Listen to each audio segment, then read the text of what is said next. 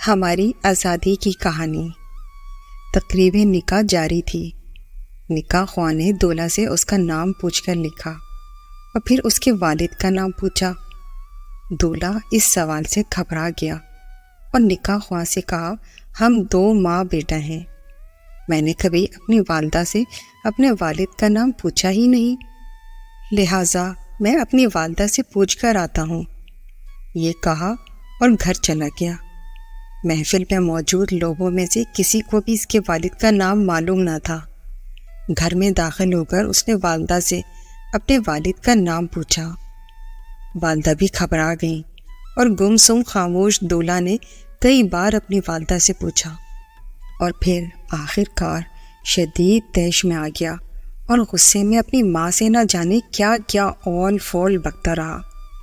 گھر میں جمع تمام عورتیں بھی خاموشی سے ماں بیٹے کا مکالمہ سنتی رہیں اور حیران تھی کہ آج تک یہ سوال کرنے کا خیال ہمیں کیوں نہیں آیا، جبکہ ماں بیٹے کی زندگی اسی محلے میں گزری ہے۔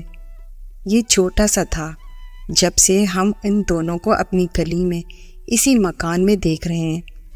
اس عورت نے شاید اپنے بچے کو اسکول بھی اسی لیے داخل نہیں کروایا کہ اس کے باپ کا نام تو جانتی نہیں۔ اچانک اس نے اپنی ماں سے کہا، اگر تو مجھے میرے باپ کا نام نہیں بتا سکتی تو اس شرمندگی کی زندگی سے بہتر ہے میں خودکشی کر لوں۔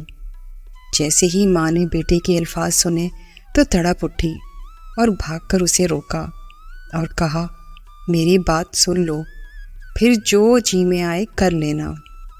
چند عورتیں آگے بڑھیں اور اس کو اپنے اقدام سے روک لیا کہ پہلے اس کی بات تو سنو۔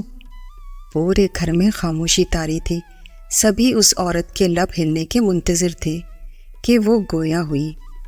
پاکستان بننے کے بعد ہمارے والد، چچا، بھائیوں اور خاندان کے تمام مرد و عورت ہجرت کر کے پاکستان کے لیے عازم سفر ہوئے۔ راستے میں کسی جگہ ہمارے قافلے پر ہندو بلوائیوں نے حملہ کر دیا۔ ہمارے مرد جان توڑ کر کے لڑنے لگے، لیکن ان کی تعداد اور اسلحہ کی وجہ سے ہماری حفاظت نہ کر سکے اور سب شہید ہو گئے۔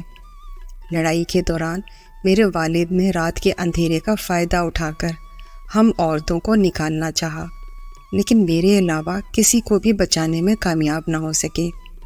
میرے خاندان کی باقی عورتوں کا کیا حال ہوا میں نہیں جانتی۔ مردوں اور عورتوں میں سے کوئی زندہ بچا بھی یا نہیں، مجھے کچھ پتہ نہیں۔ وہاں سے بھاگنے کے بعد میں انتہائی خوفزدہ حالت میں دن کو چھپ کر گزار دیتی اور رات کو اللہ کا نام لے کر اس راستے پر چل پڑتی جو روانگی سے پہلے ہمارے مرد حضرات آپس میں تذکرہ کرتے رہتے تھے۔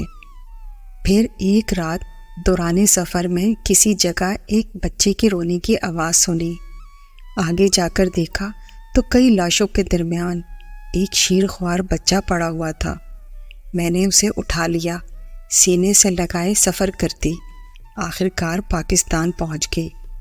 مہاجر کیمپوں میں کسی جگہ بھی مجھے اپنے خاندان کا کوئی فرد نظر نہ آیا اور یوں میری دنیا صرف میرے اور اس بچے تک محدود رہ گئی۔ میری عمر کم تھی اور ابھی میری شادی بھی نہیں ہوئی تھی۔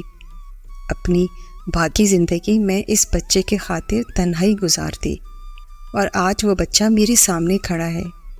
اب بتاؤ، رات کے اندھیرے میں لاشوں کے درمیان سے اٹھائے گئے بچے کا نام مجھے کون بتاتا؟ ماں کی بات مکمل ہونے تک ہر آنکھ اشک بار تھی، اور وہ بیٹا جو کچھ دیر پہلے ماں کو جلی کٹی سنا رہا تھا، حیرت اور ممنونیت کا پہاڑ بنا کھڑا تھا۔ پھر شرمندگی کے ساتھ آگے بڑھا اور اس عورت کے احساسات کا بوجھ اٹھائے اس کے قدموں میں گر گیا۔ جس بھائی نے مجھے یہ واقعہ سنایا تھا، ان کا دعویٰ تھا کہ وہ اس تقریب میں موجود تھے اور اس کے عینی شاہد ہیں۔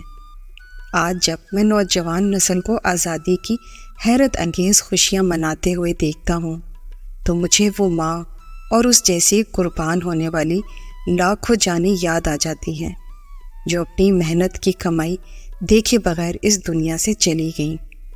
اللہ کریم ہمیں تحریکی پاکستان میں قربان ہونے والی ان لاکھوں قربانیوں اور ان کے ثمر پاکستان کی قدر کرنے کی توفیق عطا فرمائے۔ آمین ثم آمین۔